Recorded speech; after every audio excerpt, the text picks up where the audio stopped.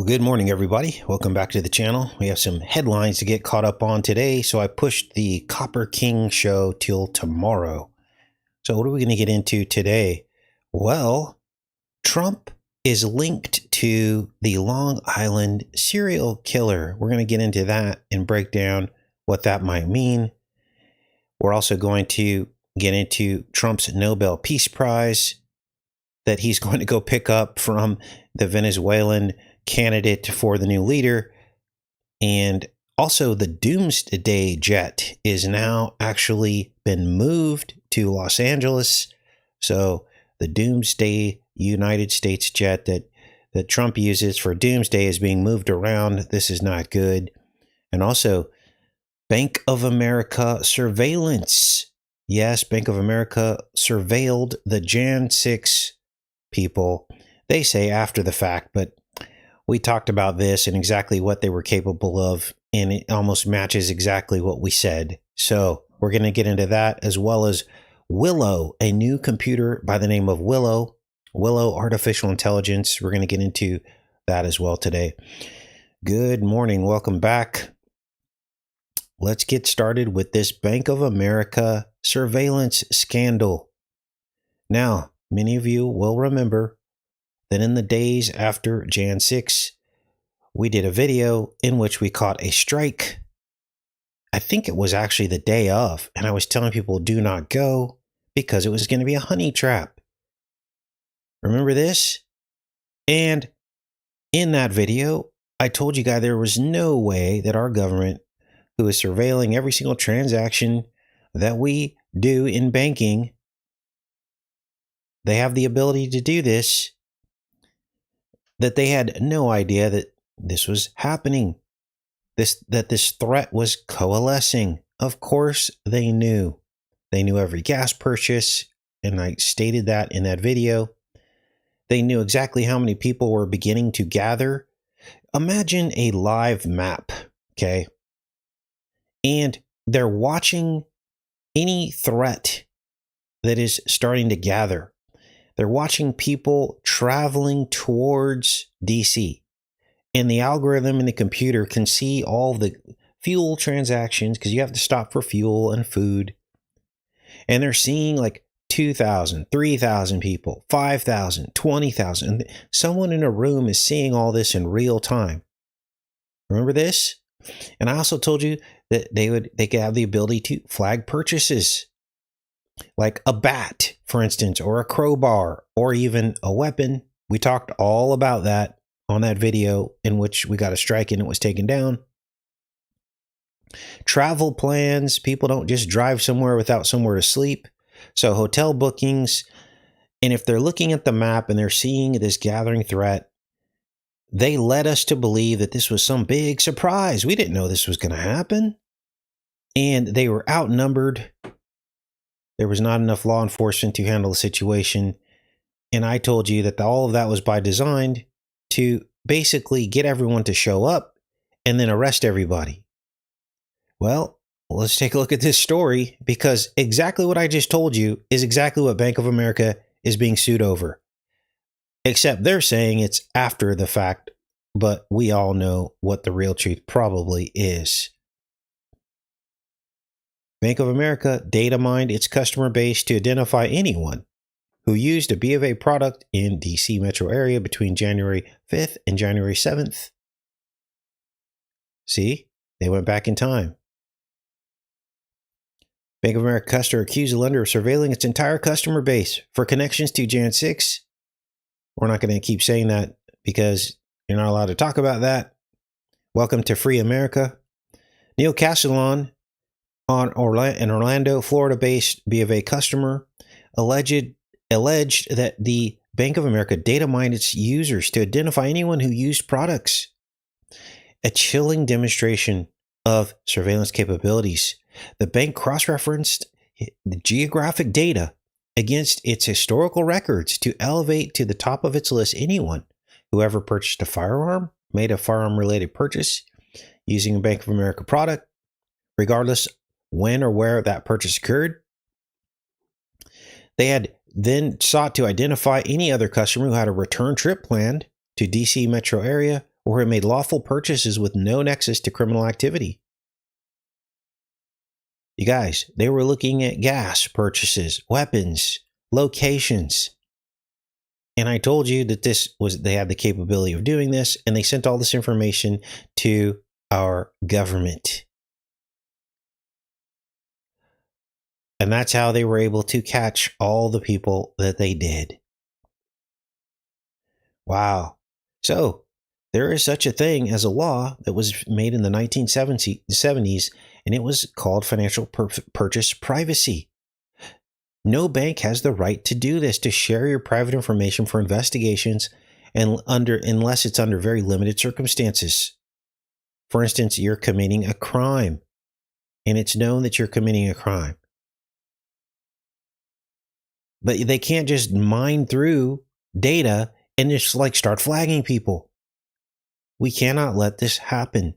There needs to be privacy about this. Now, what else is going on? Well, let's talk about Greenland. Because Trump believes it's a very good idea to essentially pay Greenlanders $100,000 in cash each to buy their country. I couldn't even believe this. Now, we mentioned this on Friday's show, but I wanted to show you the proof so you could see that this is headline news. From $10,000 to $100,000. Wait a minute. Shouldn't we be getting $100,000 from all these quote unquote tariffs? If they're willing to pay all these people that much money just to have a piece of land, then where's our check? Now, of course, I don't want a check because that would obviously weaken the dollar.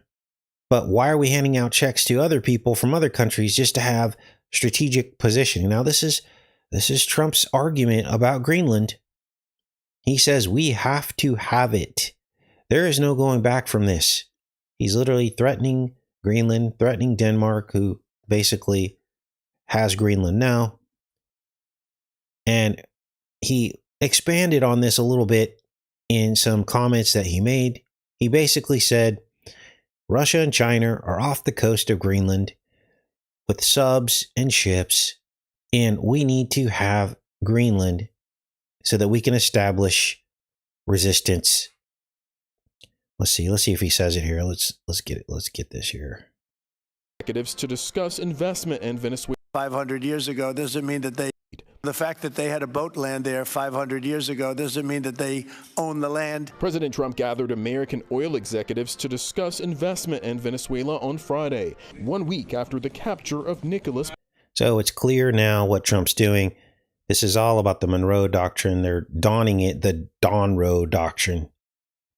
Aggression in our hemisphere to scoop up any assets, I guess you could call them, regardless of who owns them, regardless of their governments. And if you buy into the narrative that Russia and China are our enemies, then you'll probably agree with this. But I don't buy that narrative. I feel like that's all just fear to get us to all come under a world order in which each of the kings, which is what the Bible says, will essentially rule over each part of the world in preparation for Armageddon, when Jesus comes back, and they will try to fight Jesus. And that's what this is really all about. Okay? Because think about it. Kings, yeah, they're going to pretend to fight with each other, but Revelation spells it out for us. If you believe in the Bible, you have to understand that if you believe we're in the last days, that these kings are all working together to get control over their hemispheres. I mean, I know there are 4 hemispheres, but apparently Revelation says there will be 10 kings. So who's going to rule them all? Well, it's obvious right now who's ruling them all, and that's Donald Trump. Now, let's get into an update on this Peace Prize. Trump says he's going to meet with Venezuelan opposition leader Maria Corina Machado. And this is the woman who they saw praying at the Wailing Wall. Essentially, she's bought and paid for by the United States and Israel. Trump's pretending that he's not going to support her he's like, oh no, she doesn't have very much support in Venezuela, so he's not going to get behind her. And he's pretending to go with the vice president of Maduro, who so far so good, but I can almost imagine that this woman will end up emerging as the final puppet for Venezuela. The oil companies are hesitant to invest because they want security guarantees. Well, what better way to have security guarantees than to have our puppet in place in Venezuela to control everything? Now, this is a tricky game because you have to convince the Venezuelan people that it's organic and that they voted for her, right? So it's all smoke and mirrors. But at the end of the day, we will have our candidate in Venezuela. Now, again, if you believe that Russia and China are a true threat, then you'd probably agree with that. You'd be like, we need to do whatever it takes. I don't agree with that. I don't think there are real threats. I think this is all make-believe. And the true war is against the return of Jesus Christ. This is why it's dangerous to believe in doctrines where the timeline's messed up, because then you won't understand all this stuff. You'll think, oh, well, Jesus already came back. In case you're in the wrong timeline. Well, you see how damaging that is? You have to have a firm understanding of the timeline. Otherwise, you'll start to believe whatever it is they say. You'll think we're really in a golden age. Like Trump says, oh, this is the golden age. This is the 1,000-year reign. You'll start believing stuff like that. Wow. Now, what else is going on? Well, Trump's going to go accept her Nobel Peace Prize, and other people from the Nobel Peace Prize committee say you can't do that. But Trump's going to go accept it anyway because she's agreeing to give it to him. And what does this remind you of? Remember we did the Purple Heart. Remember we found the man that gave Trump a Purple Heart. It was in like 2017, long before the alleged ear-piercing ritual. And I said, you guys, nobody would accept a Purple Heart from a real veteran. In fact, you would graciously just not accept it. And then you would do something for the veteran, like bring his family to the White House for dinner or something, right? Something he'll never forget. There are certain gifts you just don't accept. A Purple Heart is one of them. Right? And I told you that him accepting that Purple Heart was a foreshadowing to the ear-piercing ritual.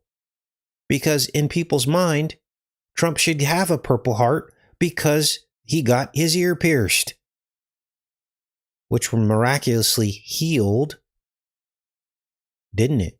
In 3 days, if we're to believe that all of that was real. I don't believe it was real, but apparently he's trying to channel some kind of biblical prophecy is what's happening there. So now Trump he got another Purple Heart from another vet. There were 2 instances because of course there had to be 2 instances, right? Because he's the Gemini president. So everything is getting twinned. Just like the Minnesota Twin Cities with the event that happened there. And now there was something else that happened in Minnesota too. Wait, let me look it up. Minnesota. Let's look. There was some other event that just happened in the news related to the other event. I can't think of it right now, but the ICE event, and then there was another Minnesota something that just kicked off as well. So everything happens in twos. It's the twin president. Maybe one of you guys can help me in the chat. Something connected to Minnesota. Did they find I can't remember. Yes, it is a clown show. It is absolutely a clown show. So we've got 100, mostly Cubans, but some women and children dead in Venezuela. And then Trump going to accept the Nobel Peace Prize. You can't make this up. Now, what else is going on? Well, Trump's Doomsday jet, Air Force One. I don't know I think they call it Air Force One, but it's a different kind of Air Force One. for Doomsday is now been moving around the country. Just landed in Los Angeles. Now, these kinds of airplanes do not move around unless there is a World War III threat, and everything is pointing toward that, or at least a make-believe version of World War III to scare everybody, to shut off all the lights, and to crash the economy. I don't know if the World War III will be real, but there will be wars and rumors of wars. Rumors of wars suggests that they're fake wars, the Bible says. And maybe that whole passage in the Bible was letting us know, don't be afraid, they're just rumors of wars. The true war is Armageddon. This is what they're preparing for. Not country against country, the world against Jesus. They know he's coming back. Let's read this. The presidential Doomsday plane, a flying fortress designed to serve as an airborne command post in the event of nuclear war, was spotted in the air on Thursday night, raising questions and concern on social media. Boeing E-4B Night Watch was seen landing at LAX on Thursday in a video posted by the airline video's X account. It's a modified 747, impervious to electromagnetic pulse attacks. Oh, well, there you go. And has an electrical system designed to support advanced electronics and a wide variety of communications equipment. According to a fact sheet from U.S. Air Force, can fly 12 hours on a full tank. So this isn't Air Force One, but it's like a twin of Air Force One. There we go again with twins, right? I don't know what all that's about. So I'll put a link to that story as well. Crazy. Now, remember all the videos we did on the word willow? Remember that? The willowing machine to fleece the wool off of the sheep. And then we went into the Bible in the New Testament, and it talked about a sheep being silent as it's being fleeced. The silence of the lamb. Remember that? Well, here's the new AI computer, and it is called Willow. And according to ancient Greek mythology, let's do a quick recap on what willow means. According to ancient Greek mythology, the willow tree essentially represented a full head of hair. And there were two brothers. One's name was Alopecia, from which the word alopecia was named, which means baldness. And Alopecia, one of the brothers, found Artemis under a willow tree. Now remember, Artemis is the twin sister of Apollo. And Artemis and Apollo both, according to Greek mythology, caused disease, and they could make the cure. And they did so with their piercing arrows. Twins, brother and sister, Geminis, with piercing arrows to create disease and create the cure. But the cure is only given if you offer a sacrifice called a hecatomb. And you can go back and read all this in ancient Greek mythology. None of what I said did I make up. So let's see how this willow computer might tie into this ancient Greek mythology. It says, inside the sub-zero layer of the world's most powerful computer, it looks like a golden chandelier. I wonder if it looks like a head of hair. Contains the coldest place in the known universe. What I'm looking at is not just the most powerful computer in the world, but technology pivotal to financial security, Bitcoin, government secrets, the world economy, and more. Quantum computing holds the key to which companies and countries win and lose the rest of the 21st century. In front of me, suspended a meter in the air in a Google facility in Santa Barbara, California, is Willow. Frankly, it was not what I expected. There are no screens, keyboards, let alone holographic head cams or brain reading chips. Willow is an oil barrel-sized series of round discs connected by hundreds of black control wires, descending into a bronze liquid helium. There's your hundreds of black control wires. A head of hair. A willow tree. What the heck? Hundreds of black control wires descending into a bronze liquid helium bath refrigerator, keeping the quantum microchip a thousandth of a degree above absolute zero. So there's your helium, Helios, Apollo. They're all one. You'll float too. That's helium. It looks and feels very 80s, but if quantum's potential is realized, the metal and wire jellyfish structure in front of me will transform the world.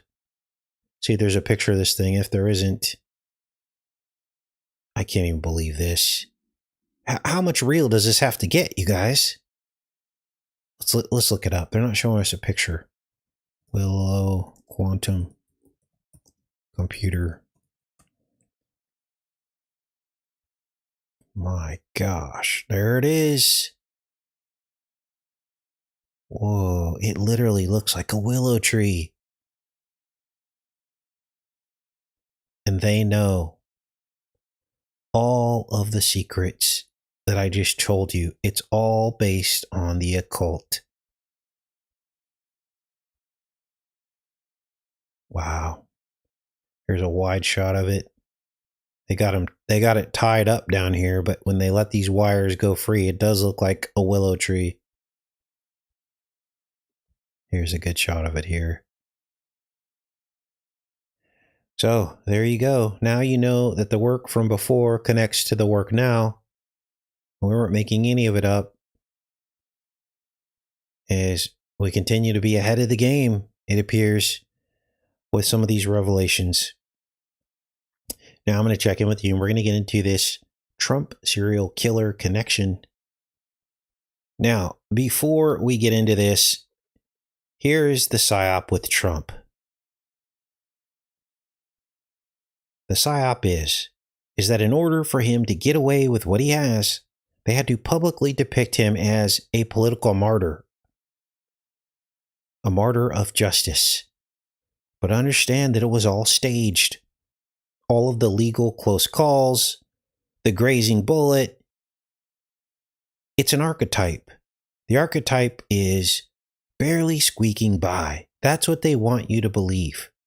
They want you to believe the entire world is against Trump, even though he has the most power in the entire world, to the point where the Democrats are even afraid to say anything bad about him. Have you turned on CNN lately? Have you turned on CNBC? It's a different tone, isn't it? They're in fear. It wasn't like the other years, was it? The archetype of barely squeaking by. And that enough to convince enough people who relate to Trump that he represents them. That's what they want you to believe. That Trump represents you. The last bastions of true freedom in America, under attack from all angles from the Democrats. And so far, the performance is working. The majority of people still support Trump, either publicly or privately. They still believe, oh, he has to be doing something good if everybody's trying to come after him and he survived all these left-wing attacks. Do you see how this works? It's reverse psychology. Nobody has that many close calls and still becomes president. I mean, he's got felonies, right? Shouldn't a person with felonies be in jail? He's not in jail, so that tells you everything you need to know right there.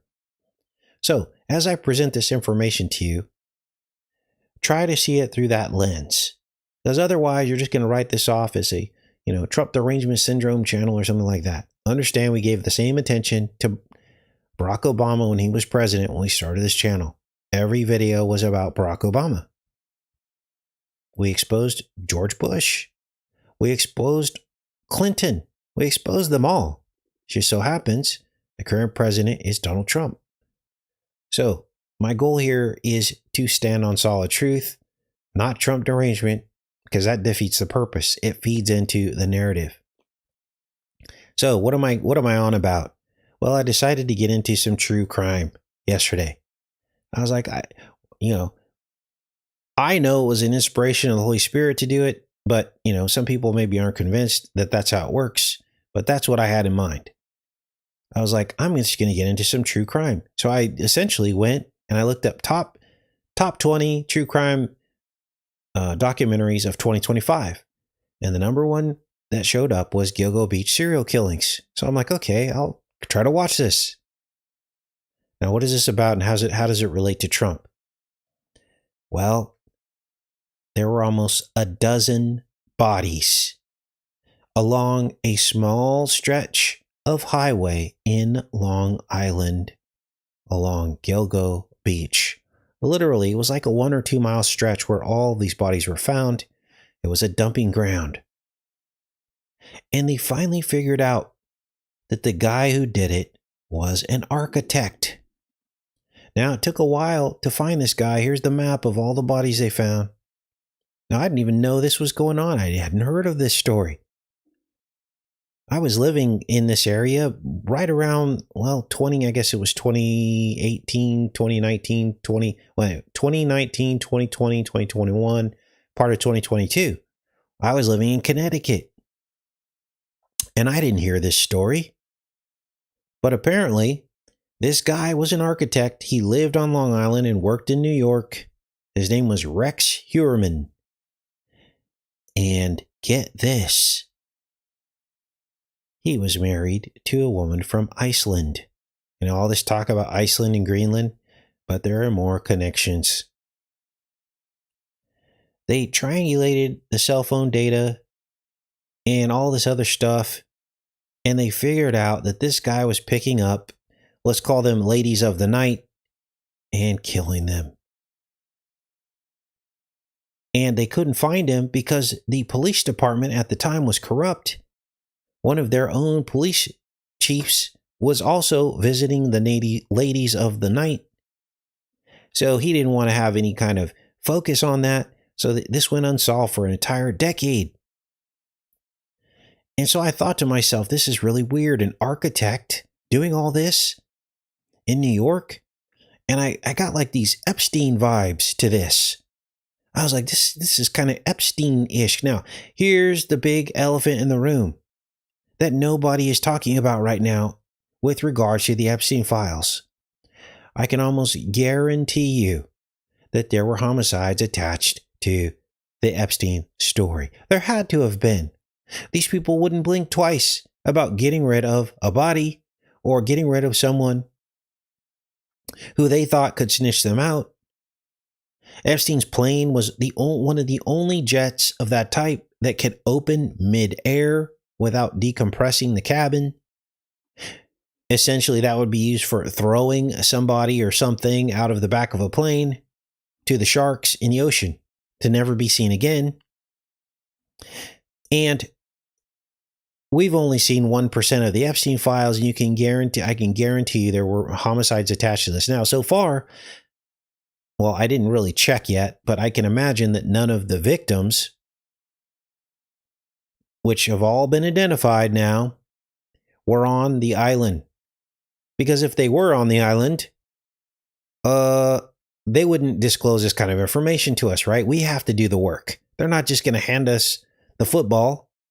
We have to do the work. So I can't imagine that these named victims, any of them are in the files that we've seen so far. Now, I can imagine if any of these victims were on the island and were victims, they're going to scrub that from the Epstein files, now that we've mentioned it, right? So why do I think there's an Epstein files connection? Well, it's New York. And New York is a big place, but there's also a Trump connection. And in my wildest dreams, I thought there's no way there's a Trump connection to this guy. But I thought I'd check anyway. So I did a simple Google search, Trump, and I typed in this guy's name, and lo and behold, he remodeled Trump's 17th floor at 40 Wall Street. Now, this was in 2018, just before all these arrests happened. You got to remember, too, the guy who actually produced the Melania documentary was in the Epstein files that were already released. The world's starting to get smaller, isn't it? Now, many of you will remember we did the deep dives on Trump's 40 Wall Street building, this building that the serial killer remodeled the 17th floor. And I was like, okay, what did we do during that decode? Well, we decoded the copper top 40 Wall Street building. And I told you that that building was spiritually significant. I told you that the copper top represented the 5G technology. And you're like, well, how can that be? Well, we zeroed in on a particular episode of Person of Interest, the TV series. And in that episode, there was a bank vault in the basement. And there's this whole discussion going on between the main character and some other guy in the bank vault. And then we did research on the bank vaults because there were all these pneumatic tubes coming out from the bank vault. They come up, they go down through the underground pneumatic tubes, and they connect to all the other parts of Wall Street. And this is how they used to do monetary transactions, remember? And this goes back 100 years, these tubes. It was the original internet. They then replaced the pneumatic tubes with wires. We had cable. Then those were replaced with fiber optic. And now it's 5G. It's an invisible pneumatic tube. We're talking about pneumatic and pneumonia and how that has to do with upper respiratory, right? And then you link COVID into that, and you have yourself something really weird. Now, what was the work that this guy did? Well, it was $200,000 worth of work, almost $250,000 at 40 Wall Street in 2018, just before this guy was caught. It was on the 17th floor. That's Q, alphanumerically. Now, again, nothing here implicates Trump directly, but here's the problem. This architect wasn't really an architect. What am I talking about? Well, in documentaries, and he self-describes in some kind of interview he did that I saw in the true crime documentary. He did an interview, and he said he was more of a special teams architect. He was the guy you went to get around regulations, remodeling regulations, permits, and things like this. And then you got to ask yourself, secret walls, secret rooms. Did Trump hire this architect? Now, I had to look. Now, here's the building. This is 40 Wall Street. This will ring a bell. The copper top building. We already spiritually decoded that. Here's one of the companies, because you're probably asking, well, who's on the 17th floor? Well, here's the company that's on there now, Collaborative Construction Management, LLC. You go down here, they're architects or construction managers of their own, but they're on the 17th floor. But who used to be on the 17th floor? Well, you're not going to believe this. Now, before we get into this, understand that this is Trump's most valuable tower. It's the most expensive one. And it is full of felons, dictators, and Girl Scouts. Here's an article from 2016, just before he became president. And according to this article, it says the prosecutors have filed criminal charges against 29 people connected to 12 alleged scams tied to this building. Now, a lot of these scams and schemes took place, according to this article, on the very floor that the serial killer remodeled, the 17th floor. I'll put a link to this story as well. It is unbelievable. Now, when or if the rest of the Epstein files come out, we need to compare the names of the victims from the Gilgo Beach serial killings to the Epstein list, if it ever comes out. I don't believe we're ever going to see it. They will beat around the bush. Now, understand, well, Casey, they need time to go through and redact all the victims. No. We have computer algorithms that can scan and search through images, see that a child's face is present and automatically black it out. Someone can make a computer program to do that in about 35 seconds. Then they can have someone double check, right? But essentially, that could be done instantly with artificial intelligence and computer programs that we have now. You don't have to do that manually. And so here we are, a big lie. They're sitting on the files, which will probably never be released. And if they are, it's going to be heavily redacted. And we're not going to see the names to cross-reference it to see if there are other victims that connect to serial killings, for instance. Now, correct. Let's do a poll here. We haven't done a poll in a while. Let's do a poll. Do you believe there is a, how do we word this, murder aspect to the Epstein files? Let's just ask that question. I'm going to say 95% of you will believe there's a murder aspect. Whoa, Older Bones did the gematria on it. 888 Donald Trump and 888 Gilboa Beach murder. Wow. Pretty amazing. And I always thought this. I always thought there was a murder aspect to the Epstein files. But notice how the media is not even talking about that. There's no proof that anyone was murdered. You guys were talking about thousands of victims. Of course, some of them got murdered. Of course they did. We would have to be silly to not believe that. So now we add that to the list. Let's see. Yep, about 97% of you believe, so right over the target on that. All right, now the victims won't write the names down because they've been silenced and threatened. Okay? These are powerful people, and if already, what they're doing right now with the Epstein files is they're icing the kicker, as they say in NFL football. They're icing the kicker. Well, what does that mean? Well, they're showing their power. We don't have to release the files. We've only released 1%. What do you think that's doing to the victims? It's making them more and more and more afraid, because they're like, if these people have that much power to where they can just simply withhold information from the American public and Congress isn't doing anything about it and no one's bringing anyone to justice, then our lives are in danger. This is what's happening. So don't beat up the victims. That's victim blaming. It's not their responsibility to put the names out. They've been threatened and silenced. They have far less power than anybody we see on TV. So, all right, you guys. Yeah, a lot of them were offered hush money, so they're not even allowed to talk about it directly. Okay?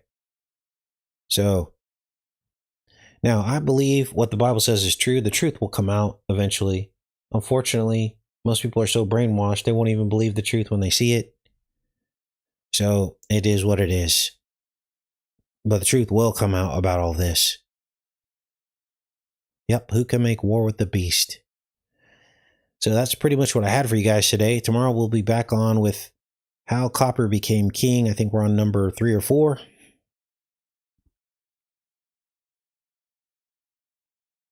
All right. Anything else you guys want to talk about? Let's end this poll here. Yeah, I believe there's absolutely a murder aspect to this.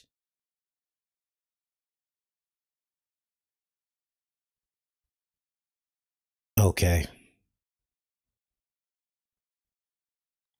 We don't need to see the files. We already know what's in them. The fact that they're holding them back tells you everything you need to know. Right there. Literally, we had to force Trump to release them. First, he's like, there are no files. Then there were files.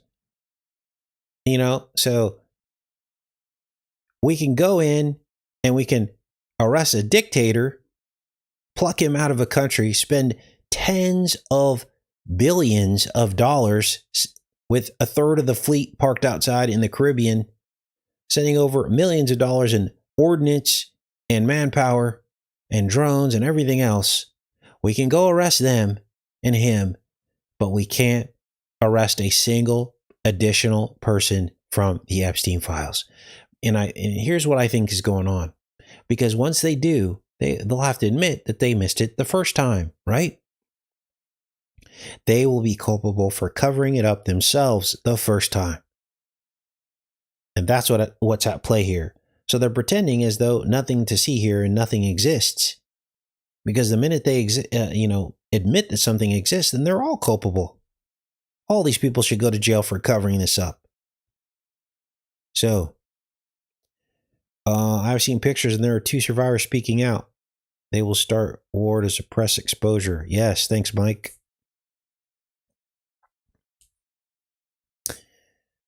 Yeah, same. I agree, Araceli.